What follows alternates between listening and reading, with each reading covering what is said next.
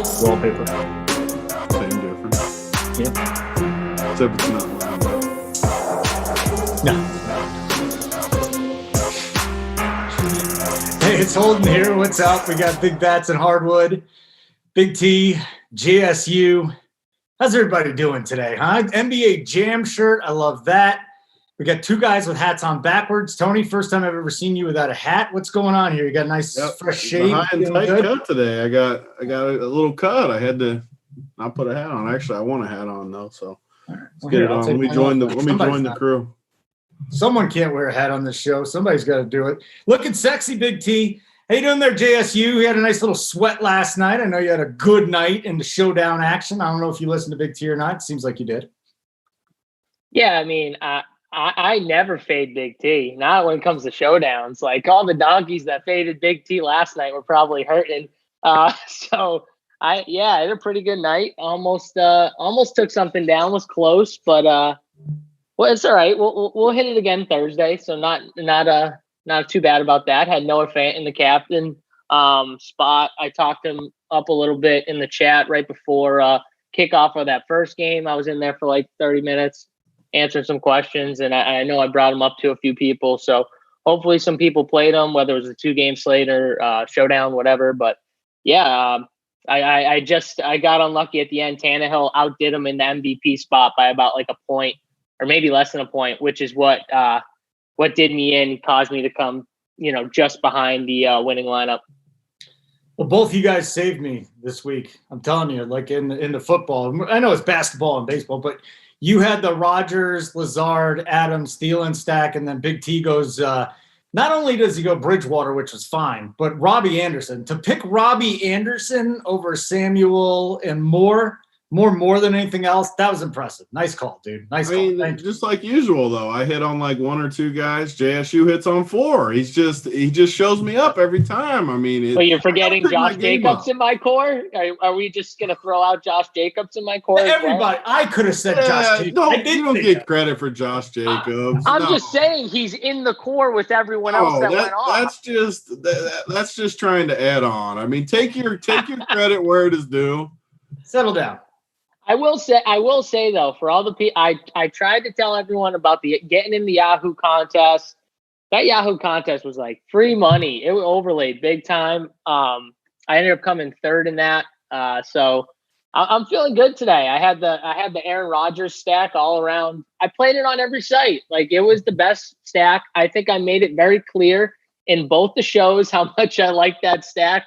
I think we spent half the show honestly talking about the Packers, right, Holden? We did. We did. He's dusty. Somebody said he was dusty. Oh yeah, someone said he was dusty. Oh God, how did I forget about that? I think it's the guy on my right or bottom of the screen. I don't know wherever he is, but yeah. I mean, I already gave credit. Do you guys need more credit? I mean, well, you guys need a full stroke? I'll always take more credit from Big T. Well, listen. This, I know I'm working with you guys, but this has been. I've never been so successful in a short amount of time, so I'm sure it'll pick up. But we got 2 of the best in the business here with me today. I'm looking forward to doing this. We'll get to the big bats in a few minutes, but me and Captain were talking. I mean, this could be it. This could be the last 2-game slate of the year. And Tony, I don't know if you like that or not, because you probably do like that, because then you can just play showdown every night, right? I mean, it's basically the same. I've said it all these shows. Like 2 games and showdown is super similar. Like all the strategies, take some stands, take some fades. I like the 2-gamer. I actually like the 2-gamers a little more, just because I've had big success in these playoffs, like fading one of the games, going heavier on the other, and then when you catch the right game script, you just fall into it. And tonight we got another example like that. Game 7 in one spot, game 1 in the other spot. So you got polar opposites. We've seen everything in the game 7, so we got a good feel for it. Game 1, we got a little feeling out process, so we got to kind of weigh the pros and cons of both sides. Well, let's get into this. Let's start with Miami and Boston, Eastern Conference Finals getting going here. We got Miami. Miami's favored in this game, huh? Gordon Hayward's really the only injury. So let's get into this. We got defense. So if you're going to fade one of the 2 games, this is going to be it, Big T? No, I mean, I'm not so sure about that. Like, I do like the Nuggets game. I'm still trying to figure out which way I want to. I mean, the totals are super similar. I always say in game sevens too, the old buttholes get a little tighter, and we've seen it the last couple of years. Like, everyone always wants to say it, but man, that game was ugly. We act like these guys don't feel pressure. There's going to be pressure in a game seven, especially on the Clippers side, where they do not want to lose 3 straight games to the Nuggets and have to go home with these title expectations. There's going to be more pressure than people want to think about tonight. So we kind of have to weigh that. There's no pressure, obviously, in the Miami game. I mean, if either team loses, really doesn't matter all that much. So they're just going to play and try to feel each other out. But I don't know. I'm a little torn. I don't know if I'll have a strong fade either way. I mean, both totals are super similar. I do think there's going to be a lot of I kind of like both unders tonight. So I don't know. We got to fill it out a little bit. All right, guys, hit the like button. Ladies too, hit the like button. We'll get a number for you a little bit later on. But one of you Who's always the one person that goes in and gives the dislike? There's always just one. Like, why is there always one? We haven't even said anything yet. What did they dislike besides JSU taking a victory lap? I'm going to take a victory lap again. I'm going to take a victory lap again in the middle of the show somewhere. I'm not even going to tell you when. It's going to happen again. And then we'll get 2. Then we'll get 2. JSU, give us a breakdown from this Eastern Conference Finals game. Yeah, so the Miami-Boston game is the game that I'm probably going to go heavier on. Like Tony said, the game 7 for the Denver Clippers game, gets a little tighter. I agree with him that all the pressure has to be on the Clippers side. I don't care what anyone says. Denver was not supposed to be in a game 7 with the Clippers. No one was thinking that. I don't think anyone was thinking that. Maybe outside of Tony. I don't know if he even I wasn't thinking that. No, yeah. I definitely wasn't. Well, I just said because you're the biggest Homer Denver fan. But no one had this pegged, and the Clippers have to have all the pressure. So if you're going into it, I mean, the Denver guys have to just be coming in just like, hey, we weren't even supposed to be here anyways. Like, they're going to play a little freer, in my opinion. It's going to be really interesting. I think it's going to be a close game. I still have the Clippers winning in the end, but I guess I wouldn't be shocked to see the Nuggets win again. I'm shocked in general that they're even in this spot. I would have never guessed this, the way they played against Utah. Like that this is pretty shocking to me. But going back to the other side, I think Miami and Boston, this series, for one, is going to be an awesome series. It's going to be back and forth. And I think the unknown of the game 1 is going to bring lower ownership naturally, because I think people are going to want to feel this series out a little bit when it comes to DFS. Whereas the game 7, people have seen this game 6 times already. I think they're a little more comfortable going a little heavier on this Nuggets Clippers game. So I think the Nuggets Clippers game, even though it's a 2-game slate, I mean, everyone's going to see ownership. But in general, I think the Nuggets Clippers game sees more ownership than the Miami Boston game. Also, Miami and Boston are both very well known for their defense. So maybe that, contributes a little bit to it too. So that's kind of my thoughts, just, looking at this slate in general. Okay. So you want to get into some plays here, Big T? Like, anybody in particular really stand out to you? Is this a Tyler Herro night? Is it Marcus Smart? Is it Kemba? What are we doing here? So the one question I want to ask JSU this, because he always gets this question. I see it in the Discord. I see it on YouTube. Why does everyone always ask you about Cantor? Like, what is people's obsession with Cantor getting in this rotation? Cantor's not getting into this rotation against Bam? Are people on drugs? Bam would literally destroy. That'd be like Holden guarding me. Like, it's not going to go well for him. I actually got a couple of rebounds on you at the thing. So rebounding is a different story. I mean, you had the sandals on, or what does JSU call them? Sliders, or whatever they're called? Well, they're the only slides. They're great shoes. The Metcon trainers, man, you should try them. They don't come in size 2, though, JSU. I think it's 3 and above. No. I actually have a bunch of Metcons. They're good. I have all I like them. Yeah, no, they're solid. Anyways, Cantor, me. Yeah, you, no, man. JSU. Why do they keep asking you about? Why do they want to make Cantor happen so bad? I think it's because he hasn't played all last series. He played the series before, so maybe people are thinking, okay, he played last series. They give him a rest this series. Now they come back in with them. Do they And not no think one's going about to the matchups though? But no, they're not thinking that. They're thinking no one's going to play him. He's going to be super low owned. The reason why no one's playing this guy, though, is because I doubt he sees the floor. That's He's the going to get reason. 0 minutes unless it's a blowout. So here's the thing with Canner. I agree with you. I don't understand why he makes sense in this matchup because he really doesn't. Even against Kelly O.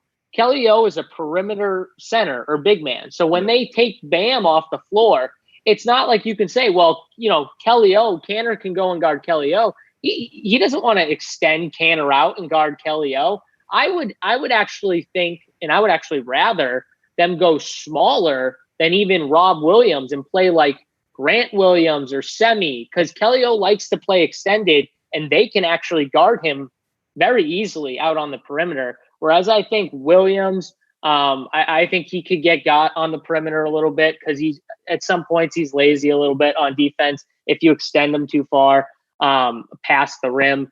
And I just think Canner would make no sense either way. The only way I can see Canner getting in this series is if after a couple games they're struggling to score inside, and maybe they want to put some offensive pressure, down low and get some post ups, because really Feast is not a post up guy. He's not going to give you points, but they don't really need that with the guys around them. As long as they're making perimeter shots, it doesn't matter. So I don't see why he would play in this series. I think it's more likely they go small. That doesn't mean that I like Grant Williams and Semi Ojeleye, though. I mean, make that clear. I just think they might see minutes because they make more sense personally in this series to me. Yeah, I don't understand why they're not just going to have the same rotation they just rolled out against Milwaukee, who's a very similar team to Boston, where they spread it around, shoot threes, do the things like that, where it just there's no reason, there's no way Canner's playing outside of just, like you said, to change the flow of the series. That's not going to happen in game one unless it's just a weird game where it's a 20-point game and they try to he's going to have to get lucky and catch some run on it. He's not going to catch run in a close game tonight. There's no way. But rather than get sidetracked, I mean, I think Boston the same exact as last series. I like the same guys. I mean, you got Jason Tatum at 9,700. I don't know how you could pay that on DraftKings. Like you can play Jokic or Kawhi or Paul George in that late game. I do like this game. I just don't think you can like Tatum versus Miami, who's a good defensive team. I don't see how you can do it, which is why I think the late game will be more popular, like you said. But I still don't think you can play Tatum over those guys. Like he just doesn't. And the later guys are going to play 40-plus minutes guaranteed, like no matter what. Tatum, not necessarily. Like it's game one. They're going to feel each other out a little bit. They're going to try different guys, not Canner, but they are going to try different rotations and stuff. I don't know. Like I can't pay him. I mean, the problem with a lot of these guys is just the prices for me. I mean, even Marcus Smart is 6,900. So the Boston side is tough. I think we could see a little more Kemba. Like Kemba struggled last series a little bit. I think this series might be more of a Kemba series. Make Dragic guard. Make some of these guys that can't guard. I mean, they got 3 white dudes that don't guard great. I mean, they can't move their feet. I'm excited to watch Boston take advantage of those 3 guys. Duncan, Hero. Hero is a pretty good defender. I'll give him that. But he's still a little slow. So I think it could be a Kemba series for me. These other prices are fair, though. Jalen, 8K. Thies, 57. Smart, 69. I do think you can play Robert Williams because I think they need him on Bam. And he's only 3,400, so I think I'd go with him for a value. That's my thoughts on Boston. Well, I know JSU's all over Kemba, man. That's it. This is your boy, Kemba Walker. So let's go. You love the Kemba. Who else you love? Yeah, I mean, I'm really glad that Tony likes Kemba as well. I mean, I think that he's the only one that you can look at this Boston team and say, maybe he's priced. Maybe he could be priced a little higher. Right, where everyone else on this team, I think Tatum's price is exactly where it should be. I think Brown's price at 8K is right where it should be. Smart's price at 6,900, where it should be. There's no value in any of these prices outside of Kemba, and I do think this could be a Kemba series, like you said, with Dragic, Duncan Robinson, Hero, whoever's guarding him. I like those picking on those matchups as opposed to picking on guys who are going to get, Jimmy Butler defense or Bam or, even Jay Crowder is a good defender. Like Jay Crowder does a good job defending. So really, I want the guards who are going to see those other guards, and Kemba is definitely the one that I'm looking at. Other guys, Robert Williams is a huge unknown to me. You think he's going to come in and guard Bam more? Like he's going to take minutes away from Thies, Tony? Is that what you're thinking? Yeah, I don't think he's going to play like crazy minutes, but I think he could get 20 minutes, which at 3,400, I think he can get us 20 fantasy points. Okay, so you see him playing Bam a lot then. You see them like pretty much putting him in to guard play Bam. All 48 against Bam, so like maybe 30 and 18 type thing. Okay. Yeah, I just don't know if that's going to happen. I guess I don't have as much faith as you do. Who else is going to guard him? I think Thies is gonna start out guarding him. It's gonna be a team that ends up guarding him. I'm telling you right now that I wouldn't be shocked if they put in Grant and Semi at some spots and go small and just try and do their best on them. They're gonna get beaten up on the offensive boards anyways by him. Maybe that's why you put in Rob Williams, but I've seen even him struggle giving up offensive boards at times because he wants to defend the rim. Which leads to one thing that Dragic does really well is he gets into the paint and he does that little like high, looks like he's doing a floater, but it's like a one-arm lob to Bam. And Robert Williams would get sucked into that every single time. He's just not disciplined enough. He doesn't stop the pick and roll up high, so he lets them come in because he's looking for the shot block and he's susceptible to that pass. So that's one thing that I worry about. I think Bam could eat if that happens and he's on the floor, if he doesn't fix that. But I like the other guys like from the Heat, like the secondary guys. I like Crowder. I like Hero. I think these are the guys that Boston's going to force to play more offense and be like, okay, if we're going to lose, we're going to lose to, it's like OG Anunoby. Like the Celtics are like, okay, you're going to get the corner 3-pointers. And yeah, he beat him on one, but like still, I think the Celtics would still say, we'd give that guy the open corner shots over Lowry or Van Fleet any day of the week. And we'll make the rest of the guys just play one-on-one, like Pascal Siakam. Like, I think they're just going to put Brown on Jimmy and literally just say, if Jimmy beats Brown or Tatum or whoever they end up putting on him, that's fine. We'll be fine with that. And then everyone else, we're going to force the secondary guys to do everything. So I like the secondary pieces. Don't mind Bam a little, but you'll see me with more Hero, Crowder, and then Dragic would be the third if I needed to pay up for someone. All right, guys, hit the like button. Ever since you said about the thumbs down, Tony, they've been going nuts. We got Stan's mom's boobs chiming in. Steve saying weed's not a drug, and Cantor has a huge hog. These are the things that you have. These are the things that you have dug up. So congratulations, Big T. Hey, there's two other guys. I actually found something that's not about dicks and drugs and boobs. Kelly O, Linick, and Nunn. So your thoughts on both of those. JSU, just real quick with you, and then Big T. Yeah, I think the main question with Kelly O was going to be, does he see an uptick in minutes in this series? I don't understand why he would see more minutes than like 17, which is, I think, the most he's seen all last series, I'm pretty sure, because it's just actively taking away from Bam minutes. So unless Bam's in foul trouble, I don't really understand why they would give Kelly O more than 17 minutes. I don't think I project him for more than that. I think that's like his high, honestly. Unless, and again, like I said, unless Bam's in foul trouble, where then he would get to play more minutes. But I see Bam playing 35 minutes. So I see Kelly O playing like 14, somewhere around there. So lower than 17, unless there's foul trouble. I don't see them giving Bam 30 minutes in a close game. Like, that's not going to happen. 30, 31 minutes. He's going to get more than 30, 31.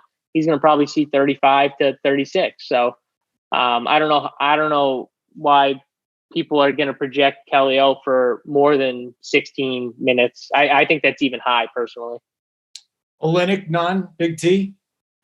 Yeah, I mean, I agree with JSU. I don't like he's fine. I don't think he's the worst play ever, but he's gonna have to catch some foul trouble. He's gonna have to hit some shots. Like if he goes in and hits a couple threes or something, gets a good feel, maybe he gets a little more run. But even then, I mean, his total ceiling has got to be like 20 minutes or something. So I don't know. I'm never a Kelly O guy. I don't think he's very good, and it comes down to if he makes shots. I would much rather just play a guy like Nunn who has more paths. I mean, Dragic could struggle in this series. I don't like Dragic in this series, in this matchup. And Dragic's price is just absurd. 7,300 for Dragic is way too high for me in a game one. I'd rather just honestly play Nunn at 32, knowing that if he plays 15 minutes, he's probably going to get me like 12 fantasy points. It's not going to kill me. It's not going to make my night, but it lets me get in all the stars too, which helps. And if I catch a good break in game one and he somehow gets extended run because Dragic gets in foul trouble or Dragic struggles, who knows? Maybe he gets me 23 fantasy points and totally mints my team tonight. So I didn't play him last series, but I like him tonight. And another guy that I think in this series is going to be very big is Iggy. I'm back on the Iggy train. They're going to have him guarding these wings. I think Duncan Robinson and Hero and Dragic, like I said in the open, I think all three of them are going to struggle in this series. Guarding Boston. Boston's a tough guard, which means Iggy time. Man, I wish he was he's been like 32, 33 at times. I wish he was just slightly cheaper than that 37 because, man, it's tough at 37. If it was 32, I know it's only a 500 difference, but it feels like a lot more. I expect a lot more from 37, but I like Iggy. I could definitely use Iggy tonight. Hey, guys, I'm just going to tie football in this real quick. Le'Veon Bell's out for 3 weeks. So who has more points, Cantor tonight or Frank Gore on Sunday? Is Frank Gore seriously going to start? Is he like the backup? I mean, who else are they going to play, dude?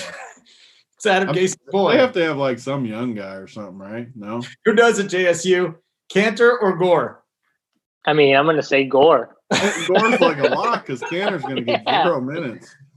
Yeah, it's going to be Gore. Gore's going to end up with 5 points. It's going to be great, man. It's going to be good times. Let's get to this. So, T, I want to start with you on this. Is it a Jokic-Murray stack night? Yeah, I mean, I don't really see any reason not to. They're both going to play 45 minutes. They're both have crushed the whole series. I mean, Murray struggled a little bit more. But to me, it was just because he wasn't being aggressive. When he's aggressive, he's going to crush. They can't guard him. I know it's Kawhi and Paul George. I know they're great defenders, but coming off the high screens, like when Sweet Lou's in there, they're just picking on Sweet Lou.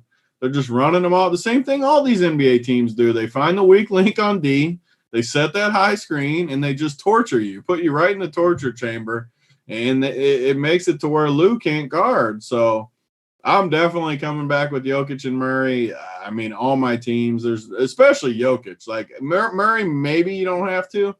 The Clippers literally have no answer for Jokic, like none. They don't have a guy they can put on him. They don't have anybody that wants a part of him. And Jokic is feeling himself right now. Like the end of that last game, he was shooting like one-legged fadeaways, and he put on an absolute show. What do they call that in Denver? Holden, the somber shuffle or something, I think they call it. You haven't heard that? Let's go with that. No. I think it's called the somber shuffle, where he does that little one-legged fadeaway thing. It's the somber shuffle. Is anyone even into this series here? Like your buddies are back here. No one's even talking about it. Oh, all my guys at HD or at the what's it called? That bar now? DNVR. DNVR bar. Yeah, they got it all going. It's just all Broncos. Like I'm hearing nothing about the Nuggets. This is ridiculous. It's game freaking 7 already. And they put on a clinic, too. Like, people should be giving them the respect they deserve, no matter what happens tonight. Real quick for you, JSU. Like, if you had, let's just say salaries out of it, and I think, Kawhi is $400 more, I want to say, on FanDuel and DK. So, Jokic or Leonard, like, do you have a lean either way if you have the salary for both? I mean, they're both great plays. I guess I feel more comfortable, honestly, with Kawhi Leonard because I don't think he's gonna come out and be ultra aggressive. And if you look at it outside of the last game, where I mean, he still had a good game, but it was a subpar compared to his last couple games. He had 60 and 71. I mean, Jokic has been playing really, really well, but even Jokic is like right around there. He had 67 the last game, and then 52, 51, 60, 61. Like, these guys have been very consistent. I just think Leonard has a little more upside than I do Jokic personally. So I think I'd be more confident in Leonard. But I think both these guys are great plays. I'm not saying that Jokic isn't a great play. I just think if I had to pick one, it'd probably be Leonard if salary did not matter. What about you, T? Like, what's your exposure like on Kawhi tonight? Because I know you love Jokic, I know you love Murray, but how much Leonard do you have? So to me, it just comes down to my whole roster construction tonight will come down to the 4 stars in this game. You got 2 at 10K, 2 at mid 8Ks. I want to play 3 of them. So it's just a matter of which one I don't end up playing. And more than likely, it's going to end up being Kawhi that I don't play. Not because I don't like him, but just because, like, if I play the other 3, I got 45-40. I'm for sure playing Jokic, first of all. Like, he's a center. I'm for sure playing Jokic. So if it leaves me to the other 3, without Kawhi, I'm at 45-40. Without one of the other 2, I'm at 41-80. So you get like an extra 400 per player by playing Jamal and Jamal and Paul George instead of Kawhi. I think all 4 of them get there, honestly. Like, I think they all have a good game tonight. I think they all play well. It's just a matter of your roster construction. If you want that extra 400, maybe you play – I think the popular one will be Kawhi, Jokic, and then maybe neither of the other guys. I don't know. It's a tough decision. They're all really good plays. JSU, run down the rest of this game for us, a couple plays that are really standing out to you. And, maybe the guys, if you're going to jam 3 in, like where would I get salary relief? Is there any from this game? Hold on a second, Holden. The guy in the chat, Chris Montumbo, I thought you had the Rona. Glad you're back. What do you mean glad you're back? I've done shows like the last 10 days. What do you mean glad I'm back? Have you not seen had coronavirus? I didn't know that. I mean, are you okay? I just want to know where I've been. What is he talking about? I didn't know you had the Rona. You okay? Doing all right. I'm hanging in there. I'm about to pull up the schedule right now and start reading off all the shows that Tony's been on. I mean, yeah. You must be a free. You got to sign up. If you haven't signed up, you'll see big. You'll see. Yeah, big maybe they've all been paywalled lately. That could be.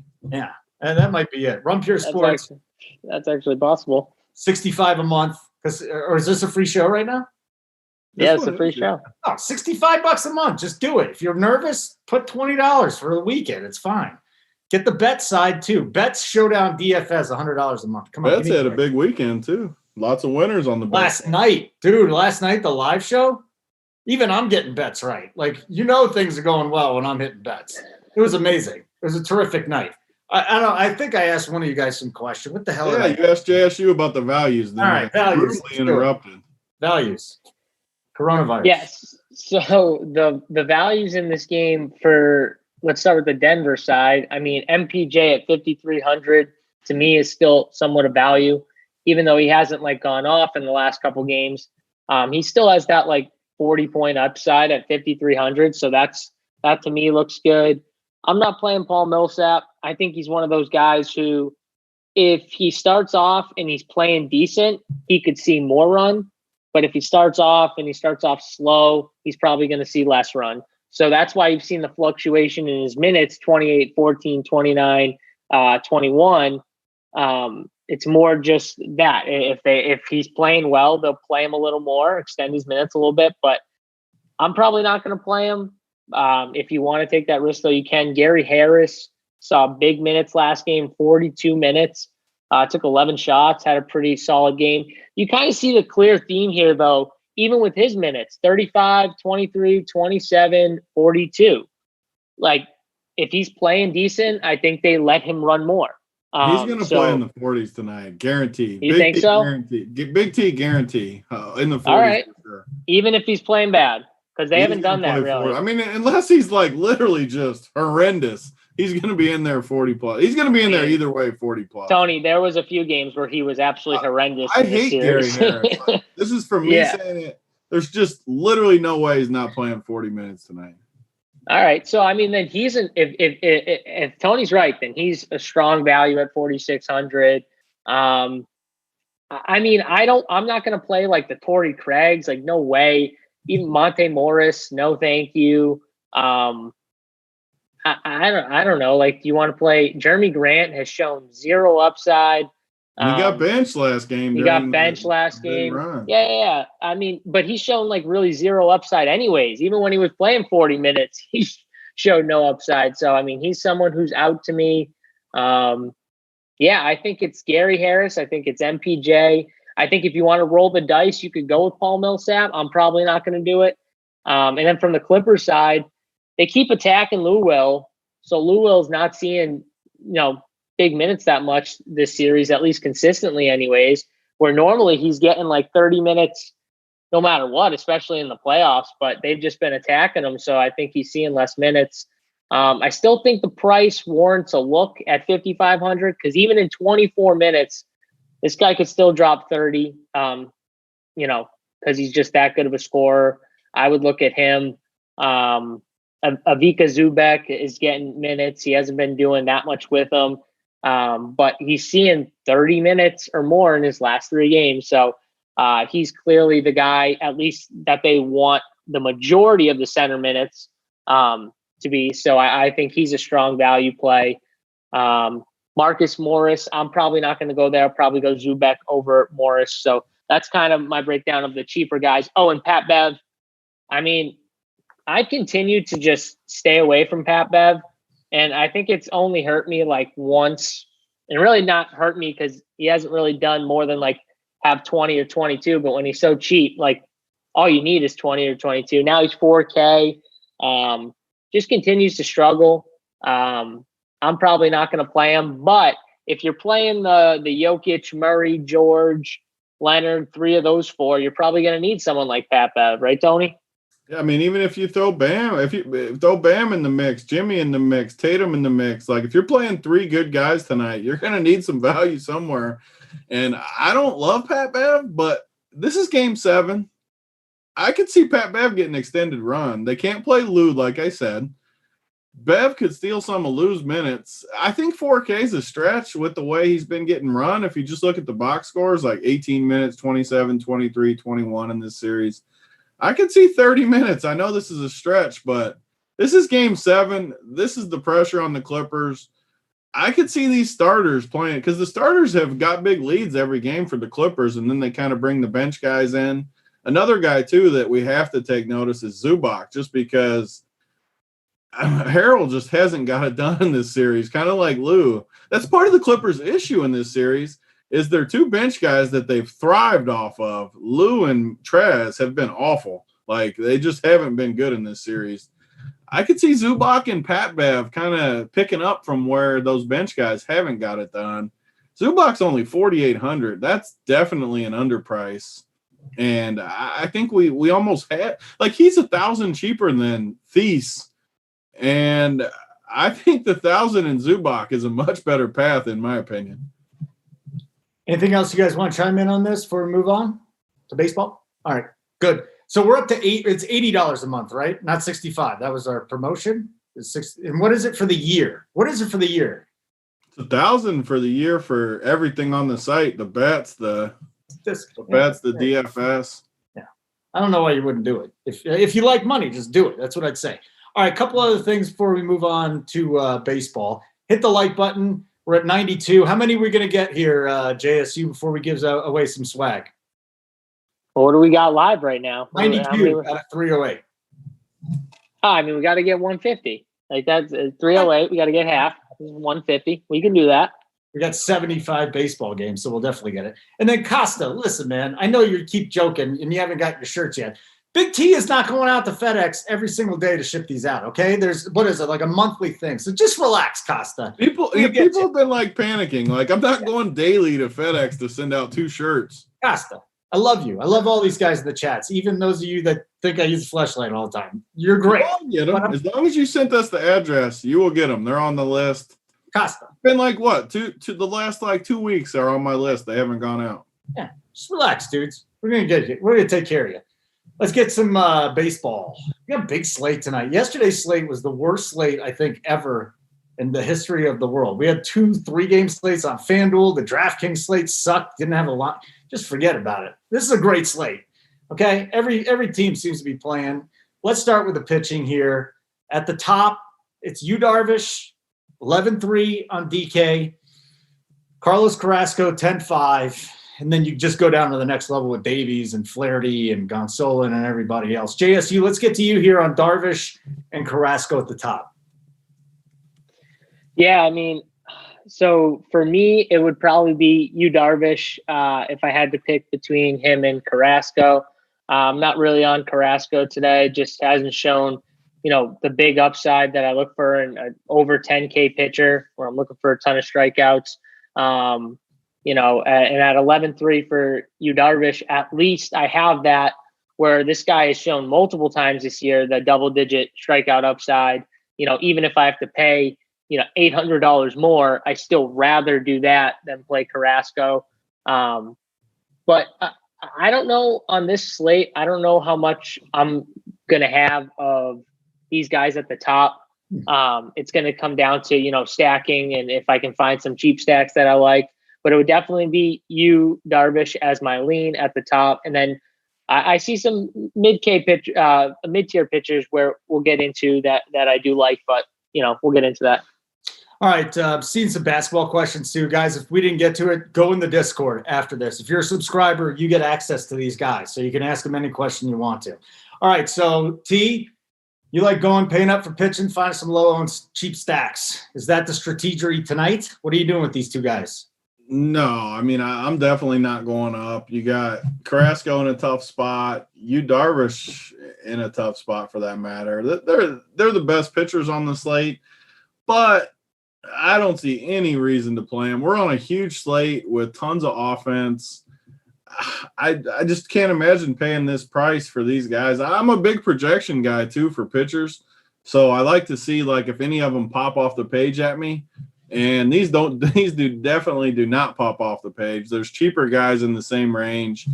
I definitely will not be paying up for pitcher, at least with these guys. And then, just to go down one more column, Zach Davies, we've talked about it all year. He's been way better than we thought he would be, and he added a new pitch or whatever we were saying the one show. But, 9,600 against the Dodgers? Are you kidding me? There's no chance anyone should play Zach Davies in that matchup, right? He should be 6,600, not 9,600. Yep. So at least something like that. 7K, 6,600. I agree with you. 96 is just nuts. It's insane. He should literally be 0% owned at that price point. Yeah, we can kind of get into it, but I don't know how much I like a lot of these guys towards the top personally. Not Flaherty. I don't know. Flaherty's. Flaherty's the one. Do you think Flaherty's going to be popular tonight? Yes, I do. And the reason why I say that, Milwaukee strikes out all the time against right-handers, and the dude can go deep into games now. You don't think he'll be popular? I do think he's going to be somewhat popular. Again, though, he's another guy who, yes, he can go deep into games, and yes, he's been pretty solid this year. But again, solid. He's 9,400. He's given me 6 strikeouts only once or twice, in his last 10, something like that. I don't know. Just to me, I want more strikeout upside of even a 9K pitcher. And if he's going to be popular, I'm probably not going to play him here, even in a good matchup. I'll probably go somewhere else. Personally, I don't think I'm going to play a lot of these guys towards the top. I think it's going to be pitchers in the 8K and below. All right, well, let's get to those guys. T, let's start with you. Is Davy Garcia, the young Yankees pitcher? I think he has 6 Ks in every single one of his starts so far. Is he on your list? Give me 3 or 4 guys to talk about here. Who? Oh, down in the cheaper range. So it looks like the Giants games might be canceled tonight too. What is that? Is it COVID or what's that getting canceled? Smoke? COVID? Is it smoke? Isn't that in Seattle? Well, we got smoked just the whole West Coast. Just like Well, yeah. It's getting canceled for smoke. I don't know. Let's look. I hope there's not more COVID with the Giants. They had that false positive, right? I don't know. Yeah, it says it might be canceled, so we got to keep our eye on that. But right, just the next range. I mean, Flaherty, I think, is going to be the highest scoring pitcher. But again, I agree with JSU. There's so much offense on this slate that a lot of these like lower range guys are projected pretty good to where I might just go down and just find some guys in the cheaper range. You talked about the Yankees guy. He's super interesting. How many pitches are we expecting from this guy? Let me see. I mean, he got through 7 last time. That's what I thought. And he's going deeper, man. So he's thrown 95. That's higher than I thought. 95 pitches the last 2 starts. Toronto's got a good offense, but this dude's 6,800. He's been good in 2 of his 3 starts. So, yeah, I like that call. He's down in there. And right next to him is my favorite pitcher on the slate, Urquidy from Houston. Jose Urquidy. How do you pronounce that? Urquidy. Good job. Urquidy? Yeah. Urquidy. I don't know. That's a tough one on the old tongue. That's a tongue twister there. I gotta work that out. But we talk about it every show. Me and JSU do it. Holden too. Texas I just pick on Texas. Like, I mean, I just keep doing it. I'm not going to stop anytime soon. I like this guy's strikeout upside. Just for example, he's projected basically in the same range as the stud pitchers, except we get him 6,600. Jacob Junis in that same range. Another team, Texas. Every day when you go to baseball, you should look for Texas and look for Detroit and just stream pitchers against them every single day. And today, those 2 pitchers are 66 and 6,500. Like, that's why you don't want to spend up tonight. Why not just play those 2? All right, so just digging about this, Giants preparing to head back to Seattle. This is Alex Pavlovich. He covers the Giants. Says the game tonight between the Giants and the M's likely to be canceled and moved to Oracle Park. Air quality is a big problem. So tonight doesn't look good. I mean, last night, it's crazy, man. Like, could we figure out something else to cancel games between the COVID, It's been a weird year. Riot, smoke. Like, what's next? Seriously, like locusts. I'm sure locusts are coming. I think next year is the year of the locust. Did you hear that? Oh, great. I mean, I'm looking forward. I'm pretty sure they're coming next year. I'm being serious, too. Don't make Holden more negative on the show than he already is, all right? I'm in a great mood today. I'm just trying to look on the bright side. Well, yeah, you're in a great mood. You picked all winners last night. When you pick winners, you're in a good mood. I'm just so happy. I, in all honesty, guys, I'm so happy to be with you guys. This is like this is probably my favorite job I've ever had because I can screw around. I don't have to do my hair. I can look like a dipstick, and it's great. So anyway, you look good, honestly. Like I do look sexy, don't I? Yeah. So JSU, your turn on the pitchers. If you're not going top tier, give me 2, 3, 4 names. Yeah, I mean, I'm going to agree. Urquidy and Junis. Can you say his name easy, or is it a tongue twister for you? No, that's definitely a tongue twister. I'm definitely going to screw that. Urquidy. That's how you say his name? Urquidy? Yeah. Beautiful. Look at that. All right. I don't even think that's how you pronounce it is the funny thing. I think it's like, Jose Urquidy. I'm not questioning Holden about names. Like me questioning you about Showdown, Big T. Huh? Yeah, tonight, put Cantor in the captain spot. Okay? Put Cantor in the captain spot. Settle down. Okay. JSU. Urquidy. Yeah, so I'm with Tony. We've been talking about going up against Texas, whenever we can. And the guy's just super cheap as well. Same with Junis. Garcia, like Tony said, from New York. I'm going to throw in Matt Boyd. Like, I would prefer to play Matt Boyd over Flaherty for $8K as opposed to $9,400. I think they're all somewhat similar in their upside, where it's like 24 points, somewhere in there. 25, where I got to pay $1,400 less for Boyd. So I would prefer that too. So it's probably those 4 guys for me. I was going to have interest in Anderson from San Francisco, but that game looks like it's a no-go or stay away. So that's off. So it's those 4 that I have the most interest in. So just so you know, and that's fine if you want to, Jose Urquidy, for some reason in 2019, changed his name from Hernandez to Urquidy. So there you go. Maybe there's already been like God, Hernandez would have been so much easier. So to much pronounce. easier. Come on. Fausto Carmona? Do either one of you guys remember Fausto Carmona? No. I It's remember another guy the just name, but yeah. had Well, to change his name, although that was because he tried to get into America and he changed his name and it worked, and then he got busted. All right, bats. Let's do some bats. Hit the like button. You need 150 to get one of you get some free stuff. So some free Run Pure Sports swag. We're 35 away. We got the offense to do it. Just get on. I'm feeling good about you guys taking care of business today. Mets at the Phillies. Mets implied run total of 5.22. Jake Arrieta. I mean, it's over. Like, fly balls, velocity is down, no spin rate. This dude's career is going in the tank.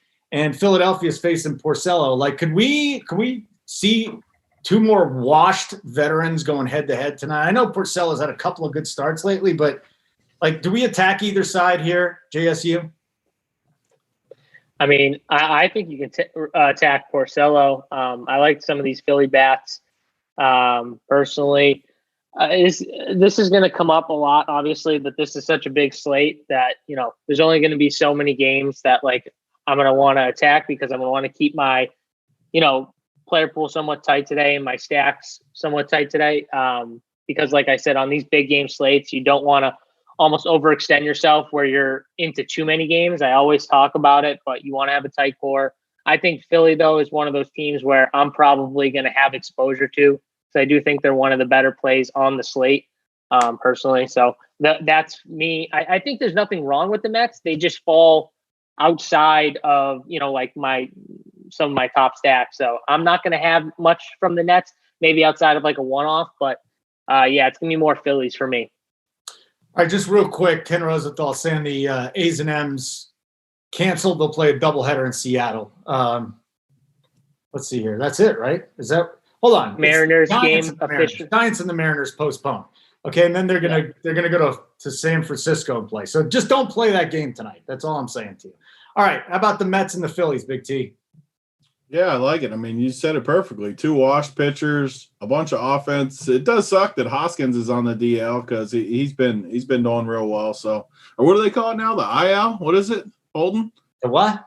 It used to be called the DL. And the now IL. Well, now it's the IL because Did they change it because it was too offensive or something? Correct. To say disabled? Yeah. And soon injured. If you're going to be injured, it's like, what are we going to do? It's like, what's the next level down from injured? Hobbled? I mean, what are we doing here? All right. So, anyways, yeah. So it's annoying that Hoskins is on the IL. So I don't know. Like, I look at this Philly lineup now. I hate Porcello, so I definitely have some interest in Philly. The problem is it's a 12-game slate. There's going to be lots of teams I like. And without Hoskins, you just lose such a big pop in that lineup that I might just be off of it just because it's such a big slate. But I do like the spot. Porcello sucks. And this lineup for the Mets is tasty against Arrieta, who just sucks. Like, he's so bad these days. You got all these lefties, Nemo, Conforto, Dom Smith. I always love Dom Smith. Cano might be back on steroids because he looks good this year. Jeff McNeil, even Jimenez down there, he's somewhat cheap. Mets are definitely on my list. I wish I could play the Phillies because I do like the spot. We don't have a lineup yet. I don't think I'm going to be on the Phillies, though. Nothing on the Phillies side. Okay. Next game, we got Toronto visiting the Yankees. I'm not going after Davey Garcia. Maybe you guys can say something about that. And then Yankees tonight, this will be interesting. Taijuan Walker is on the mound. And, he actually had it was that second start of the year, and he had a couple nice starts, one against Baltimore, one against the Dodgers. But, he hasn't been doing too much lately. And I wonder if the Yankees are in play tonight, JSU. I mean, I think they're in play. I just don't think they're going to be a spot where I'm going to attack. Walker's been, just good enough, I guess. He's just one of those guys where he's done enough to where he doesn't get like beat up a ton consistently. So I'm probably just going to stay off. It's such a big slate. And then I'm definitely not playing any Toronto just because I'm going to be higher on the Yankees pitcher Garcia. So This game is just kind of a stay away from the hitters for me. All right, Big T, anything? I mean, you always have to keep your eye on, well, both of these teams for that matter. Like, they both have a lot of offense, good park, but the pitching's decent enough, and it's going to be the theme of the show, really. 12 games. You got to pick your spots, and I don't think these are – like, I want to have – I've been playing 3 teams all year long, baseball, every single slate for the most part. I'm going to play 3 again tonight, which means basically 3 stacks at most, 4 stacks maybe to kind of mix them in there. I just don't think the Yankees will make the cut for me. But, I mean, it's kind of like Philly. Maybe we circle back at the end and we're like, you know what? We didn't like as many teams as we thought we did. Maybe they make a cut, but as of right now, I don't love the lineup. And this Yankees pitcher looks good. So I don't think you can play Toronto. Toronto would be sneaky, though. Yeah, I love David Garcia. I'm a fan. Is he highly touted prospect? I mean, well, yeah, he was a big prospect coming up. Now, anybody with the Yankees that's a prospect is going to get, extra love. It's kind of like them and the Red Sox, but he's good. He's a good pitcher, man. Hey, I want to stick with you here, Big T. Then let's go to the Royals side because they got a great matchup tonight against Matt Boyd, who just gets torched, especially by right-handers. I know it's the Royals, but he gives up a 349 ISO to right-handers this year. He's just getting crushed. And then there's good old Jake Junis on the other side. He's had a horrible start to the year, too. Fly ball rates on around 36%. He's only striking out 15%. Like, to me, I think because of the 2 teams, maybe some people fade it. But can we attack here? Yeah, the Royals have been a team that has kind of picked it up in spots. Like, Mondesi is just, at least, I mean, I haven't looked – because with football Sunday, Monday, I didn't look super close the last 2 days. Let's see. Is he still just freaking crushing the ball? Let me pull it up real quick. Yeah. He went 0 for 4 yesterday, but before that he had a home run in 3 straight games. And his price is still down low. So his fantasy points we got – so he struggled yesterday, but 26, 32, 27, 10, 19. I mean, just crushing the ball. He's only 3,600 on DK. Sal Perez right after him. Franco's up to 41. So then you get to the interesting part, and this is where my wheelhouse is a little bit. You got these scrub dudes, 4 of them in a row, who suck. Yeah, they do. They probably suck pretty good. But they're all 2K, 2K, 2-3, 2K, 2K. So you could play like Witt, Mondesi, Sal, your 3 beasts, even Franco, but you could throw him in there, or 3 of those 4, and then play like 2 of these guys at the bottom, like Gutierrez, Olivares, or whatever his name is. Those guys are so cheap that all of a sudden then you can circle back and play 3 studs with them or something. So I definitely have interest in a little wraparound from Kansas City. Detroit is favored in this game, which worries me a little bit from the Junis side. But, man, the lineup just doesn't do anything for me. I like Nico Goodrum in the 5-hole. I like Candelario in the 4-hole. But the rest of the lineup just doesn't do it for me. So I'm more on the Junis side than Detroit. Hey, JSU, if you were to share your core, would any of these guys be in it? Either side? My core? No, probably. Mondesi's cheap enough, but probably not. Like, I probably won't have anyone in my core from this game. I do think that, Boyd, I think you can roster him as a pitcher, but obviously he has the tendency as well to blow up.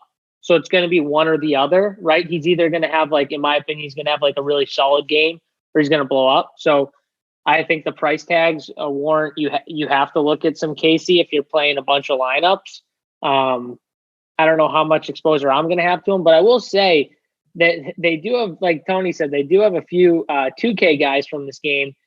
And I don't mind taking, even as just like a one-off, like the Olivares kid from KC hitting in the 6-hole against Boyd. Like, he's 2K.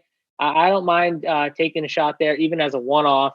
But all these guys are pretty cheap to where you can still get some Franco, Dozier, if you're going to look at this team. But yeah, like I said, you're either like playing Boyd or you think he's going to blow up pretty much, because it's one or the other, in my opinion. I think he either has a really strong outing or he blows up. So it's just kind of what side you lean. I'm probably going to lean less KC and more towards the Boyd side. Here, let me before we go on to this next game with Atlanta Baltimore. First of all, like button. We're 22 shy at 150. We're almost halfway through the baseball slates. So hit the like button when you get some Run Pure Sports swag.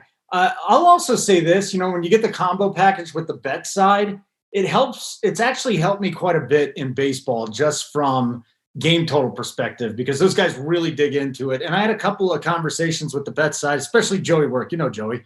And he kind of turned me on this Orioles-Atlanta game being a high-scoring game. I wasn't so sure about it at the beginning. You got Eshelman starting on one side for Baltimore. He'll go a couple innings, could easily give up 3 or 4 runs in 2 innings.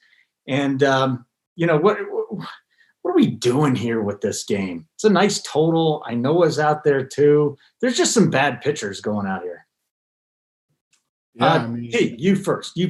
I think that this should be one of the highest owned spots, honestly, because 2 bad pitchers, good park, good.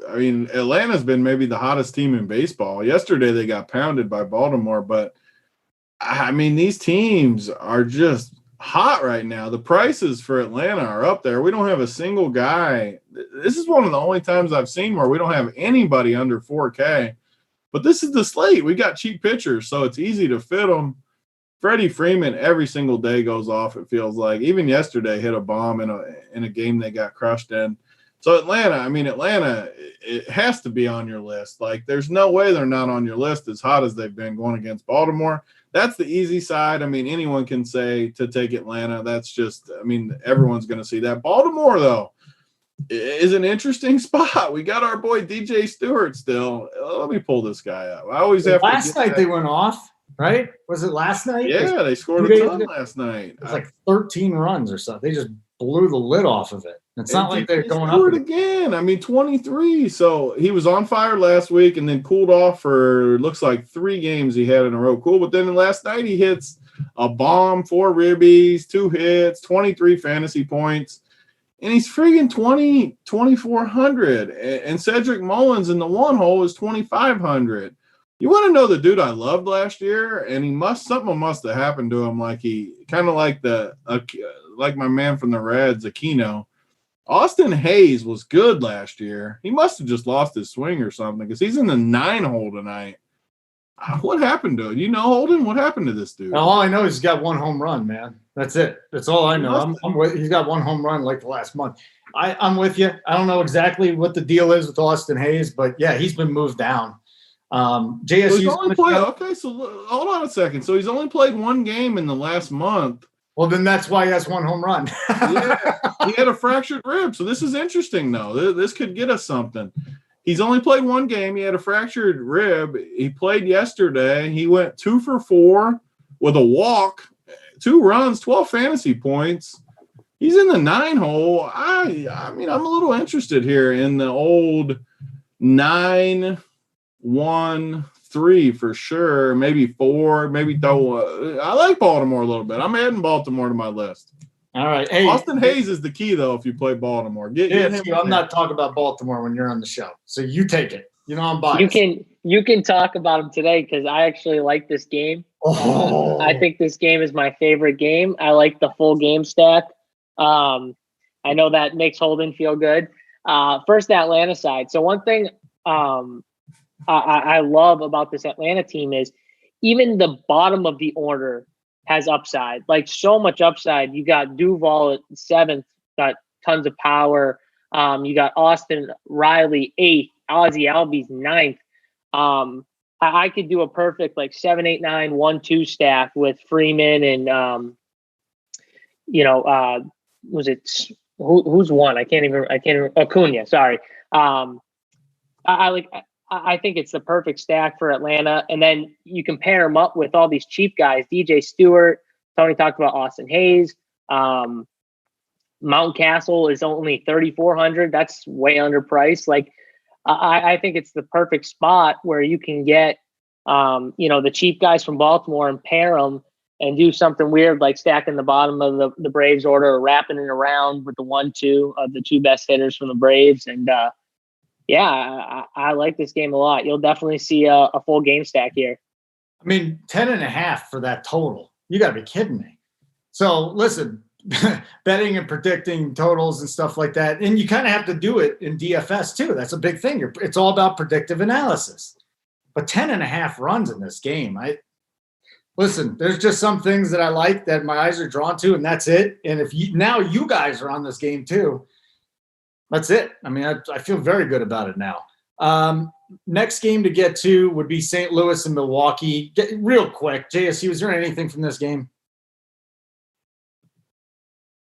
No. I mean, no. I don't think I like this game. I'm probably just going to stay away from it. Brett Anderson, another guy who, you think he should just get shelled all the time. Sometimes, he's gotten beat around a little bit the last 2 games, but then in other spots he'll come out and he'll just have like decent outings. I'm probably just going to stay away from it entirely, even though I'm not playing Flaherty. He's another guy who just doesn't get rocked. I just not playing him because to me, he doesn't give you that like massive upside that you want in a $9,400 pitcher with the strikeout. So that's it for me. T. Yeah, it's Brett Anderson always gives me problems. He just sucks. He throws the wiffle balls in there, but he never gets shelled. He's one of those guys that I just feel like I always want to pick on, but it never gets the job done. So won't be on the Cardinals. Flaherty's so good that there's no way I'm playing Milwaukee. So yeah, easy fade kind of on the hitters for me. Yeah, it didn't seem like a very good game to go to. All right.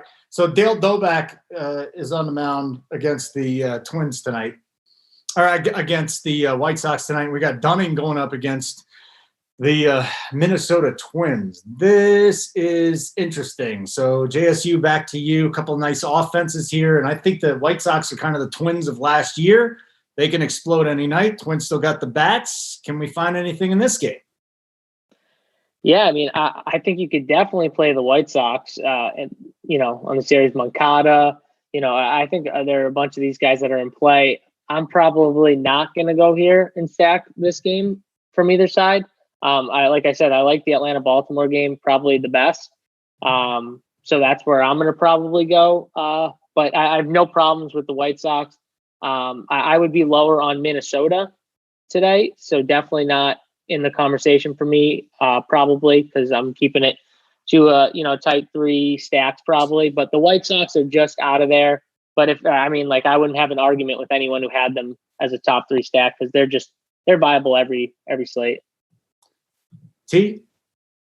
Yeah, these are 2 pitchers that I don't necessarily want to pick on. I mean, Dunning, I've tried to pick on him, but he must be decent. Dobnak, he's just a ground ball pitcher that just I don't feel like he ever gets shelled either. So huge slate. I don't love these lineups tonight. I always should have interest in the White Sox, but it's just such a big slate that I need to have conviction on the White Sox. I do like the lineup, so if you loved them, go ahead and do it. But I mean, these price tags too. Wow, these price tags. I knew they were high, but you're talking the top 7 guys are all 4,700 or above. Like, that is getting up there. Yeah, I'm definitely not on it at those price tags. None of us had much to say about that one. We're not playing Texas hitters tonight. So what about Houston, Big T? What about the Houston side tonight? As they're going up against Cody. He's a high strikeout pitcher. Problem with him is, and again, it's a very small sample. The problem with him is he's got a 20% walk rate. Fine, put guys on base. I love that. I love targeting that. How about you? Yeah, I like it too. And Houston's been my nemesis all year, honestly. Like, I think I've stacked them 4 or 5 days a week. I mean, they only play 6-7 games a week. So I'm stacking them almost every day. And honestly, I don't think they've ever been the winner for me. So they've kind of let me down all year. They finally got their lineup back, though. They got Brantley in there. They got Bregman in there. They got – all of a sudden, you got Correa and Gurriel down in the 6-7 hole.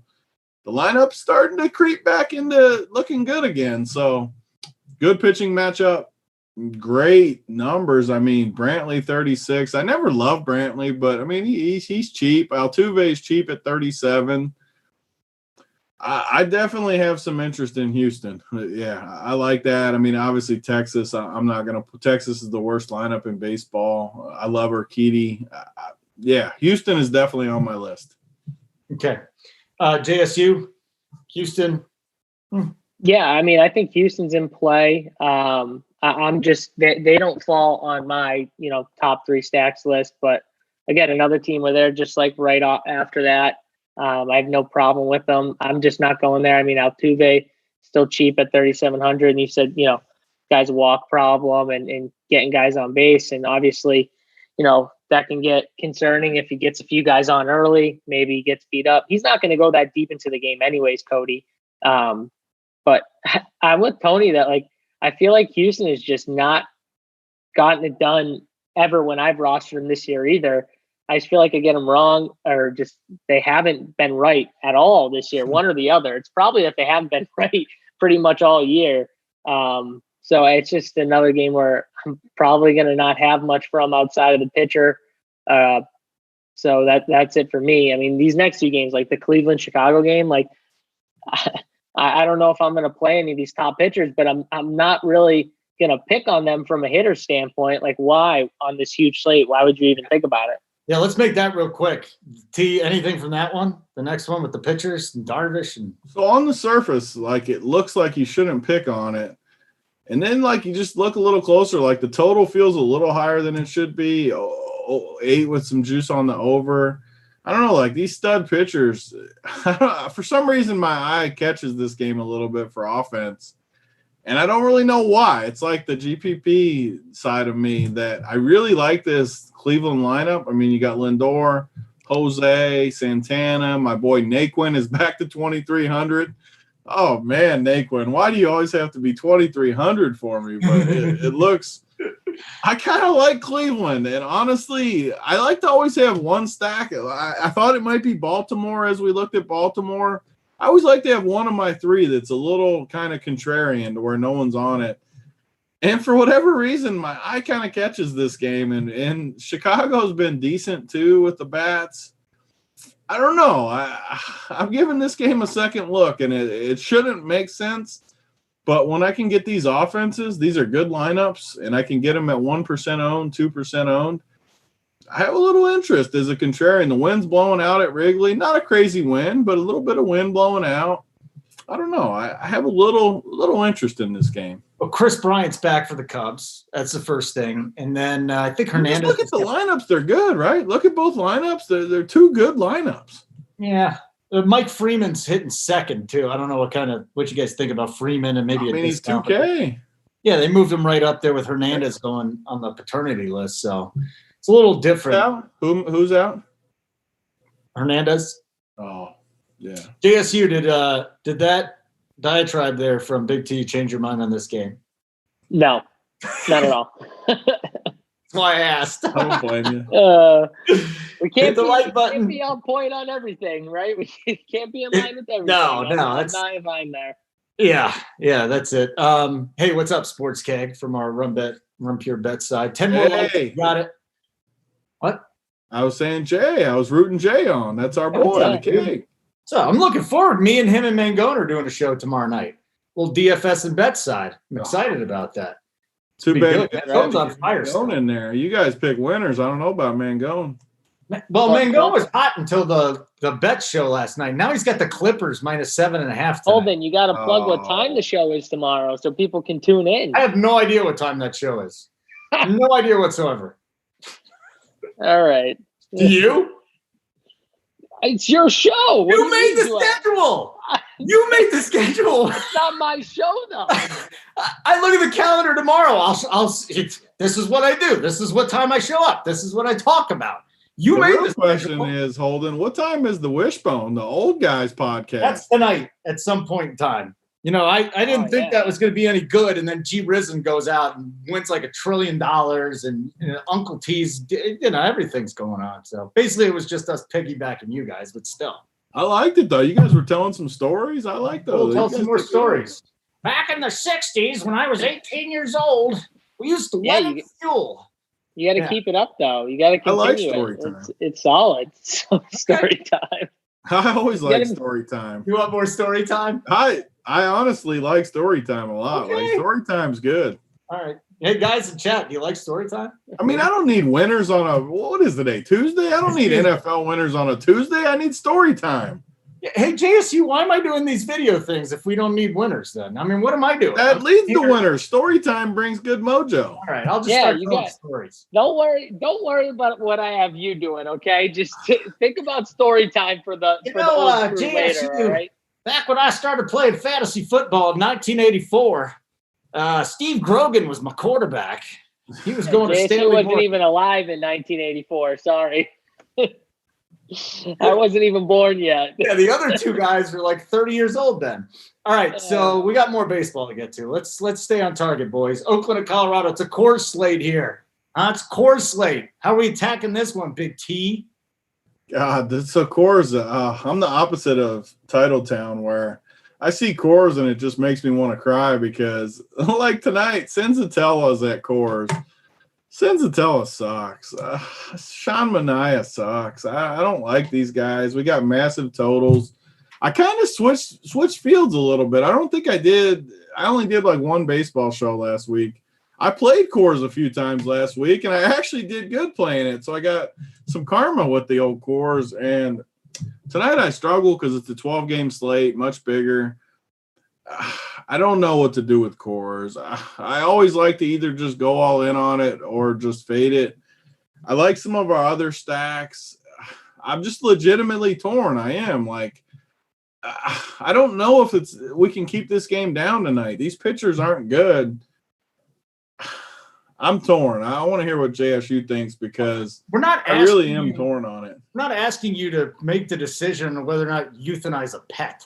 We're talking about it's like that, though. It's about winning. Winners got to win. It's a tough decision here. All right, and he's got to make the right decision. So he's got a deep thought about it. So, give him a second. And honestly, talk, that's the best part about these shows is that you get to hear these guys talk stuff out and go through their process. That's what I've learned the most from you guys. Anyways. So if you guys have listened to this show before and I've been on it with Coors, you know that I just pretty much always try to fade Coors.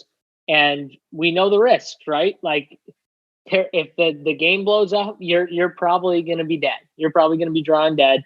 The game blows out, and there's 15 runs or whatever.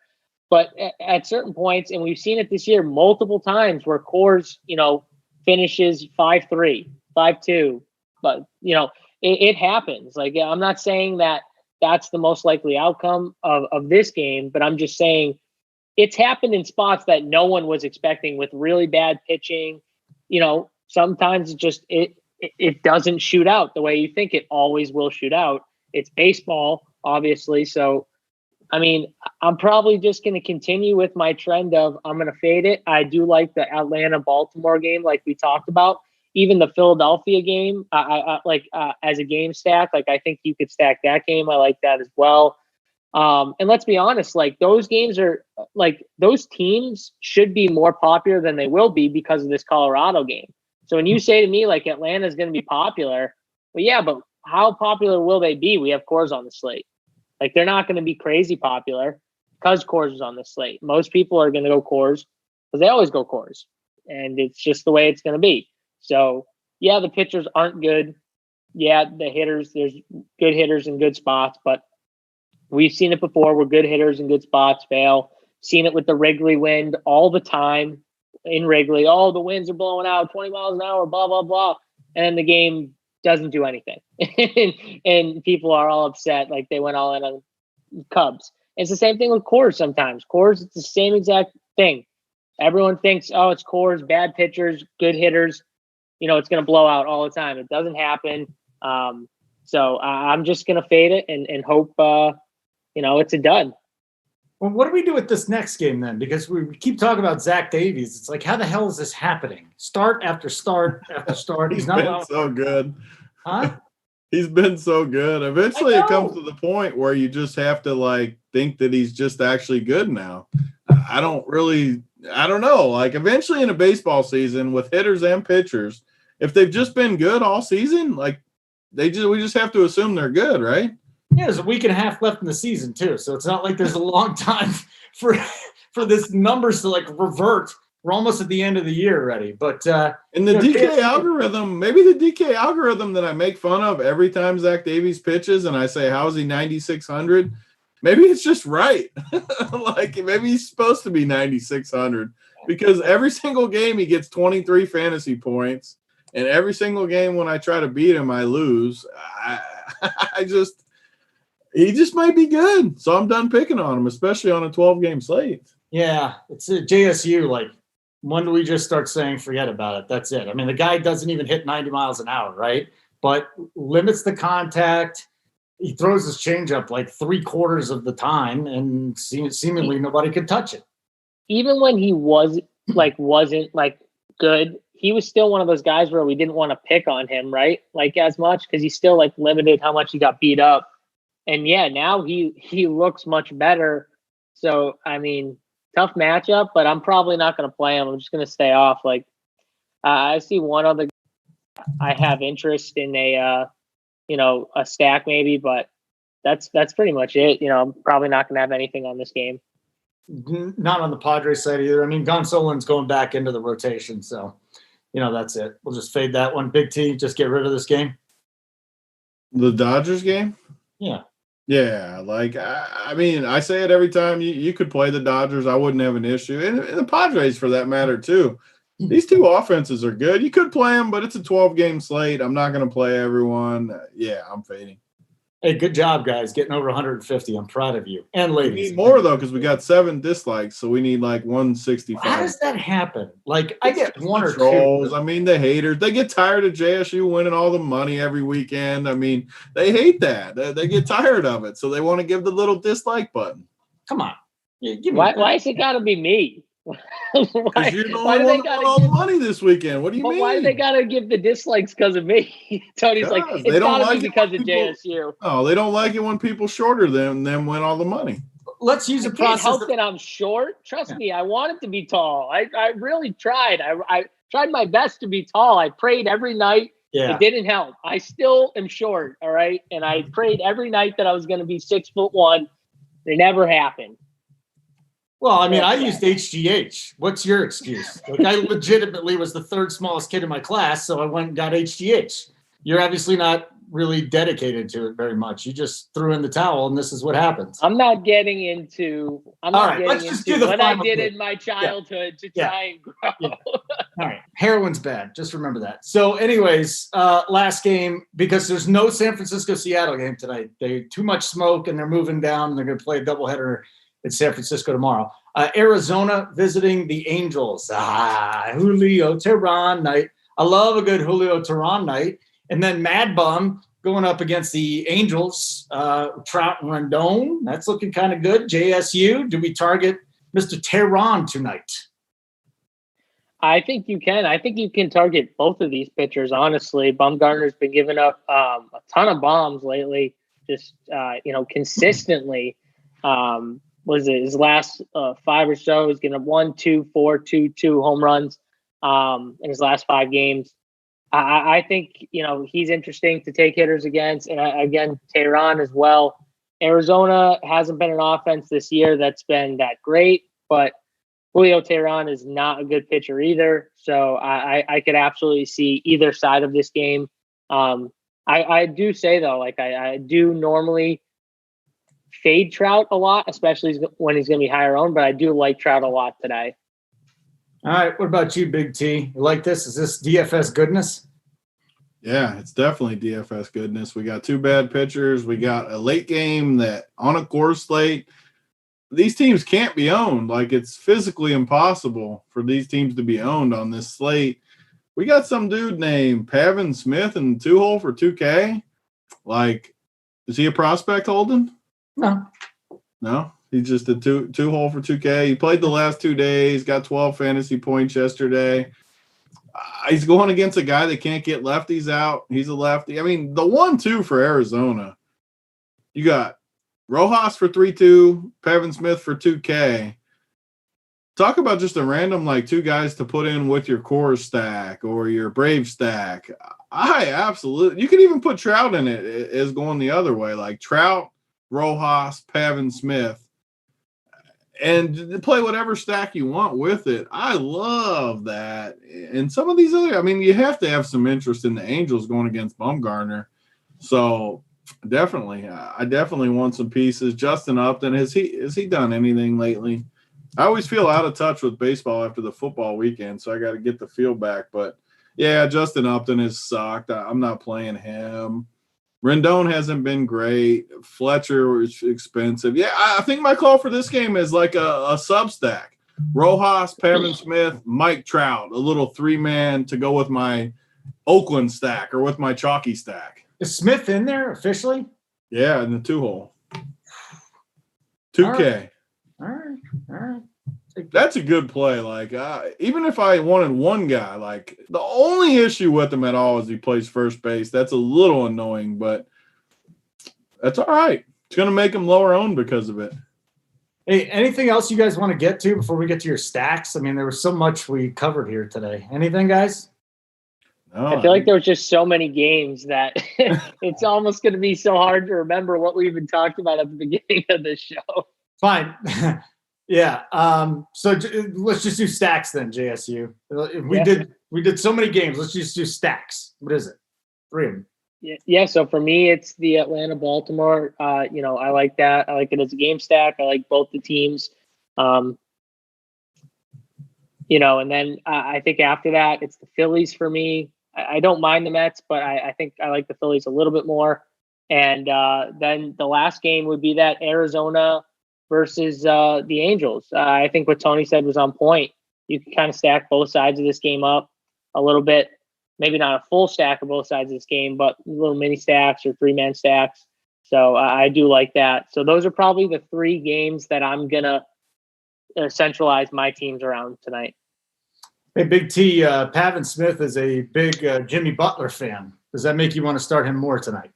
I mean, I want to start him more because he's 2K of that 2-hole versus Tehran. Like, that's a dream spot for me. But I think I'm going to have to disappoint the people today. And I think I'm just going to go all in on Oakland as my main stack. Senzatella is so terrible at Coors. On a 12-game slate, I don't think Coors is going to be high enough owned to scare me off because everyone's going to kind of have ownership here and there. Maybe they're 15% or something, but that's too low, I think. Senzatella is just so bad. I don't want to play Oakland, but, man, I'm looking at the lineup. They got guys like Jake Lamb in there for 2,500. He's at first base too, though. So this is just a roster construction thought. But so I like Pavin Smith at first. Matt Olson and Jake Lamb both also play first. If I fade both, like everybody that stacks Oakland is going to have Olson or Jake Lamb. They're just going to. I mean, you got your best power hitter, or one of your best power hitters, and Jake Lamb's one of the best values at 2,500. So if I fade both of them and play Pavin Smith on my Oakland stack, I'm kind of unique a little bit right there with the Oakland. So there's my plan. All right, very good. One-offs, home runs, whatever you want to give us, JSU. Yeah, I mean, I already talked about. I really like Mike Trout. I think Ryan Mountcastle from Baltimore is someone who I really like as well. And then I know I said I'm not going to have a ton of Mets, but I don't mind Jeff McNeil in the 7th hole at 3,900. I think he's interesting at that price tag. So I think he's someone I'll take a look at. Big T. Home runs. I mean, I got to go with my boy Pavin Smith. I don't even know if he's a power hitter. He might not even be a power He's hitter. like mediocre. He's like a guy. Either way, I'm taking him for a bomb. All right, good. You like him. I like Have him. a good time. Hopefully it's a home run for you. Who's this catcher from Oakland? Jonah Heim? Is he any good? I have no idea who that is. I'm going to be perfectly honest with you. We're in the last week and a half, and that guy, I don't even know if he's on the 49 roster before today. So let me see. Let's see if we got any stats for him. He's played a bunch lately, and he's done. No idea who he is. He's played a bunch lately, actually. I like this dude. Yeah. All right, him. Him and Pavin. How big's your dog, JSU? People asking to see your dog. How big's your dog? Pick him up. My dog is huge. How big is he? Pick him up. My dog's over 100 pounds. Oh, that's not that big. Come on, pick him up. Let's see him. What's his name? He's Reggie. Reggie. some of you might remember him because I did show him when he was a puppy. What's up, Reggie? Oh, he's not happy. He's not All right, happy. put him down. Put him down. He's not happy. He does not like to be picked up because he's huge, but That's awesome. I mean, that's him. So whenever you guys see me like getting nudged or getting pushed back, it's Reggie literally just shoving his like head in my stomach and gut and just driving me back. Well, you got a real dog. Like Kirkwood had that hot dog, and he used to put it in his seat all the time. And I'm like, come on. The dude. hot dog used to sit like right in his lap though for all the shows. Literally every single show. Get a man's dog. Unlike Reggie will literally like bark and smack me with his paw. Like, literally, he does everything to try and distract me. So it's definitely impressive when I don't lose focus while he's hitting me under the table. All right, guys. The chat said, what are Reggie's dong picks? I like that. Well, who's Reggie thinks going to hit one? Reggie? Yeah. Well, I'll tell you right now, Reggie's a big fan of the New York Yankees because he was the one who pushed me to Clint Frazier. I asked him that day when I won that 100K. I said, "Who do I have to stack from the outfield?" And he barked when I said the name Clint Frazier. The only Yankee. Does that mean I need to play Clint Frazier tonight? Yeah, I swear to God, it was the only Yankee, and Clint Frazier was the one who did the best. Cashman just gushed over Frazier yesterday. He loves Frazier now. He's like the greatest thing ever. I love Frazier too. That's Reggie's guy. I'll tell you why that don't right you come now. up with like a core? Whatever Reggie likes, whatever Reggie barks at, just throw Reggie's core up there. Let's see if it pays off one night. I'll tell you right now, Reggie's had some good calls and he's had some really bad calls. But Reggie, what do you think of Urquidy? Reggie. Oh, no. Nick Aberhart says, I got JSU over Big T one-on-one. Like, Nick's a smart guy. I mean, I'll tell you Nick. that right now. I think he would beat you. No, stop, Holden. Yeah, and I play with both of you guys. I'm pretty sure. Listen, T, I love you, man, but the scouting report was you still had a lot of energy and stuff, and it just wasn't there. You're just big. Who said I had energy? That's a bad scouting. Well, that's all I heard. They're like, don't go near Big T. He's got energy. And I'm like, Can I say one thing? So Tony, I will say, he hurt his foot the day before. The guy is at the Y with me. No. He's limping up and down the floor on game 4. He's like, we don't make excuses, JSU. Stop. Okay, wait, I'm not done yet. Hold on. And then he says, "Oh no, I don't make excuses." And like the whole game after game 1, all the other games, he's like limping up and down the floor. And he says, I don't even want you talking about this because I don't make excuses. So stop. But I will say this.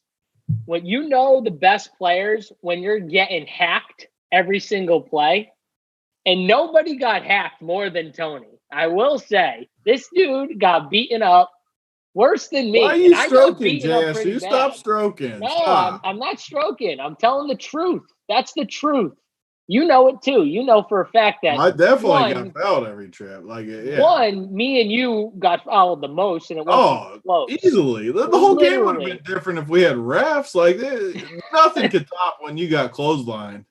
I mean, that was bad when Kyle jumped on my back and then hit me in the nuts. Kyle jumped on my back. I'll tell you right now, he jumped on my back from the inbound of the ball. They scored, and then they inbound the ball to me, and Kyle jumps on my back to slow me down because I beat him off the dribble, and he knew he was going to be running the entire full court. So he jumped on my back, gets off because I shake him off. I still have the ball, and then he whacks me in the nuts, and then I have to go off and take a breather for a couple minutes. Then I come back in the game, and I get clotheslined, literally get clotheslined by someone. So unnecessary. And it was, of all people, it was Grant's dad who clotheslined me. I did have 3 guys over 50 on my team. It was pretty awesome being the young guy. Oh, you were on the team that clotheslined JSU then. I hit him in the nuts. I hit you in the nuts, JSU. I still feel bad about that to this day. Oh, it was you? You hit me in the nuts? You don't remember that? Oh, my God. I thought it was Kyle. Yeah, you went down. I think pretty it was bad. 2 times, actually. All right, guys. Yeah, you got hit twice. Uncle T said he would take you down too, JSU. He said Uncle T JSU. I don't know. Uncle T's definitely. All right. Hey, guys. Can I go I got to go work out. Come on. I'm dying over here. I'm fat and I'm work old. out. Yeah. Every day, dude. Walk. You're We gonna have work this out Achilles. right Could before you a walk? imagine if that happened at RG at that game? It happened the next game I played. Today, great job on the pronunciations. JSU, Big T, amazing job. Only one you got wrong was Brandon Nemo. His name is Nemo, but I think you guys did wonderfully today. I went through. I found Juan Balderas. He's the winner of the RPS gear. Juan Balderas, you are the winner. My positional positional previews for the NFL, they should be up here. I taped them this morning, so they should be up here pretty soon.